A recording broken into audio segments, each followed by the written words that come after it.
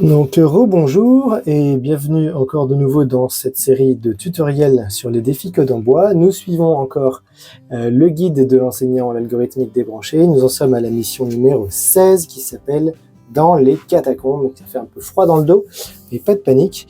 Cette mission, elle est simple. Quand on vient de faire la précédente, vous allez voir, elle est très très proche de la précédente.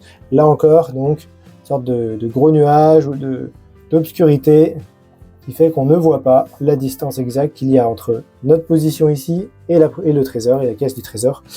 Du coup, on va avoir besoin encore d'un capteur pour pas se prendre un mur.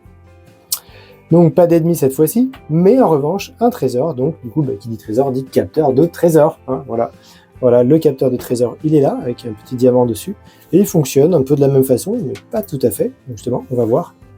Je sais pas si vous vous souvenez, mais l'ennemi, on le détectait devant nous, heureusement, hein, sinon ça serait un peu embêtant si on le détectait trop tard. Le trésor, justement, lui, on va pouvoir le détecter sous notre case, hein, c'est la différence. Là, on peut parler de technologie, hein, justement, parce que le capteur d'ennemi va détecter un peu plus loin le mouvement en envoyant des ondes devant nous, hein, c'est ça l'intérêt. Le capteur de trésor, il va envoyer lui des ondes, ça peut être un détecteur électrique, il va envoyer des ondes dans le sol pour détecter si sous le robot, il y a ou pas une masse métallique, hein, voilà.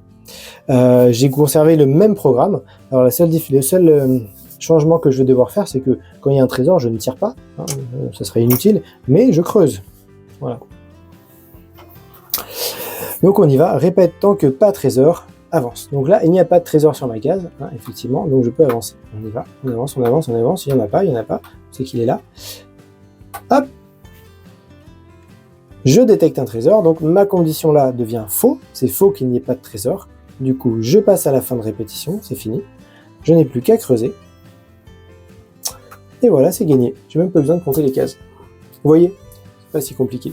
En classe, ce qui est intéressant, c'est justement de donner des rôles aux enfants. C'est-à-dire qu'il y a des enfants à qui vous allez pouvoir donner le rôle du capteur, hein, justement. Et donc, l'enfant va crier ou va lever la main pour disant bip bip, en disant oui, vrai, faux, je détecte pas, je le vois pas. Ça fait participer toute la classe et en plus, c'est super marrant. Voilà. Mais tout est expliqué dans le livret. Alors là, erreur classique pour ce défi, typiquement, c'est l'oubli du creuse. Voilà, la seule erreur qu'on fait. Allez, à bientôt et au prochain qui sera un petit peu plus technique.